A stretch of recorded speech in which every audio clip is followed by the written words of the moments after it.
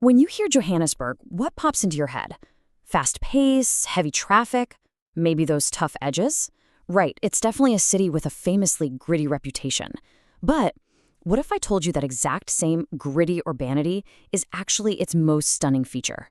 Seriously, at golden hour, Johannesburg has a way of completely surprising you. The fading sun catches the airborne dust, throwing this incredible amber glow over all the concrete. You get these deep shadows stretching across the skyline. The rocky ridges catch these vibrant, fiery colors, and suddenly, the sprawling, bustling metropolis transforms into something unexpectedly soft, spacious, and just deeply cinematic. Welcome to this explainer. Today we're taking an elevated view. We're going on a conceptual flight right over Johannesburg. We'll explore the city's stunning vistas, zoom in on a massive architectural marvel, touch down into its profound history, and even cover the literal rules of the sky so you can safely capture these views yourself. So here's our flight itinerary for today. First up, golden hour vistas. Next, designing Soccer City Stadium. Then we'll look at Constitution Hill's democratic transition. And finally, the rules of the sky. Let's get right into it. Section 1, Golden Hour Vistas. We're starting with the light. Johannesburg's altitude and its sprawling, rolling hills create an absolute paradise for photographers, especially at dawn and dusk. The way the light interacts with the landscape here is just completely unique. Just look at the contrast between morning and evening here. At sunrise, places like Emarantia Dam offer this beautiful, quiet spaciousness. You get that gentle early light reflecting perfectly off the still water. And right nearby, the Wilds Nature Reserve gives you these soft morning rays filtering through indigenous green spaces. But then, evening hits, and the mood completely shifts to pure drama. High points like Northcliffe Ridge give you these wide, sweeping, cinematic views all the way to the horizon. Meanwhile, Monroe Drive brings out that classic, sweeping old Joburg charm that looks absolutely incredible as the sun drops heavy over the treetops. And all of this perfectly captures what locals lovingly call the urban forest. You know, the true magic of photographing Johannesburg is that it's never just one kind of beautiful. You're constantly capturing contrast. It's uniquely challenging, but incredibly rewarding. You literally have to balance raw concrete against dense, leafy canopies in a single shot. The city just spreads endlessly across hills, millions of planted trees, rooftops, and sleek business districts. I mean, in a single frame, you can capture the slick, high-rise modernity of places like Alto 234 and Sandton, framed right alongside rich green spaces and that raw, unapologetic urban grit. Moving on to Section 2, designing Soccer City Stadium. Let's transition away from that wide skyline and zoom in on one of the absolute most recognizable features of the Johannesburg landscape. When you look closely, the massive, sweeping exterior of the stadium gives way to this incredibly intricate, light-filled interior structure. Originally opened back in 1989, this stadium underwent a totally visionary redesign by Bucharest Urban Edge and Partners for the 2010 World Cup Finals. The sheer scale and complexity of bringing this specific vision to life was a monumental architectural challenge, and it completely reshaped the city's southern horizon. Now, the design wasn't just about aesthetics. It was deeply cultural. The architects drew their inspiration directly from the calabash gourd. Think about the emotional weight of that choice for a second. In southern Africa, the calabash is a super common, everyday domestic object, a traditional serving or storage vessel usually used for water or homebrewed beer. So elevating this everyday item to represent a massive international sporting venue, that is a powerful statement of identity. Actually, replicating the unique, curved shape of the gourd, along with that checkerboard of earth-toned colors and textures, was hands down the biggest hurdle the design team faced. And they had to execute that intricate, curved design on an absolutely massive scale. 90,000, that is the spectator capacity of this structure. 90,000 people. To give you a real sense of its footprint, the three-tiered stadium is 60 meters tall and a staggering 300 meters long. That makes it the largest stadium on the entire African continent. Absolutely huge. So how exactly do you build a 300-meter-long gourd?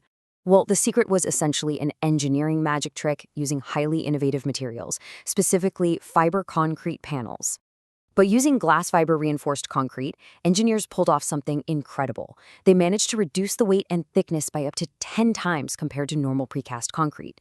These panels are unbelievably thin. We're talking just 13 millimeters thick, yet they are highly durable. Plus, this innovation really helped the stadium meet strict sustainability goals. The material is 100% recyclable, and producing it causes 40% less global warming potential than typical aluminum sheeting.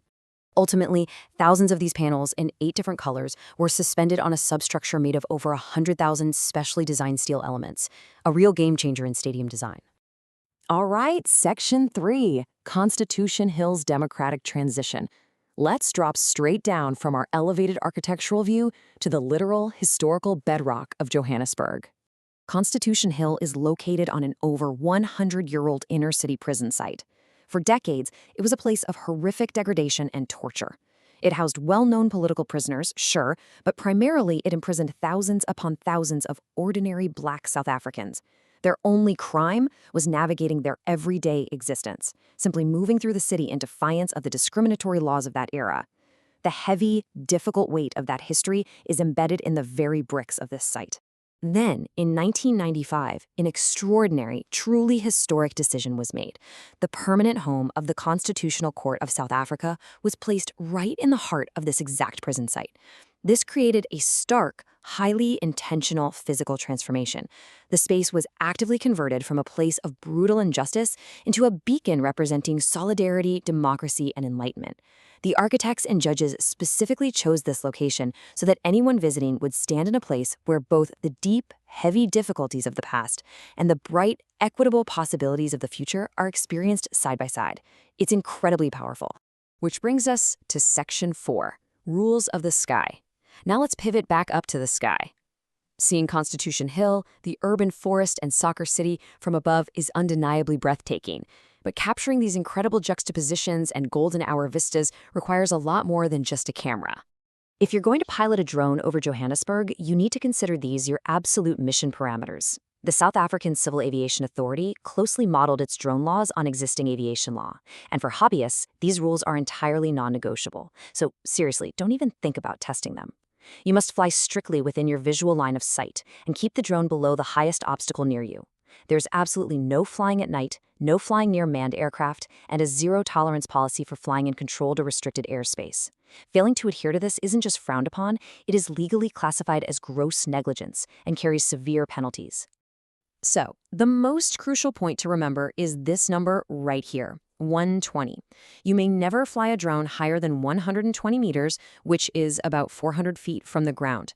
If, for some reason, you need to go higher, you must have specific, prior approval from the Director of Civil Aviation. No exceptions. And spatial awareness is everything.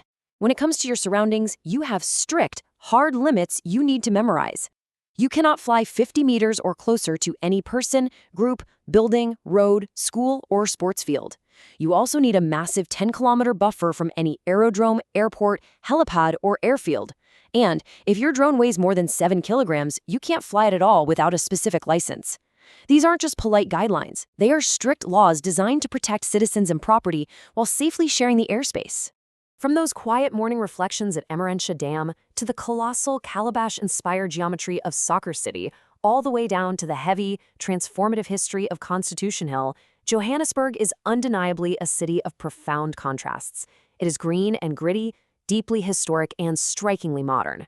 So knowing the landscape, the architecture, the history, and the rules of the sky, how will you safely and creatively frame your view of Johannesburg? Thanks for joining me on this explainer, and keep exploring.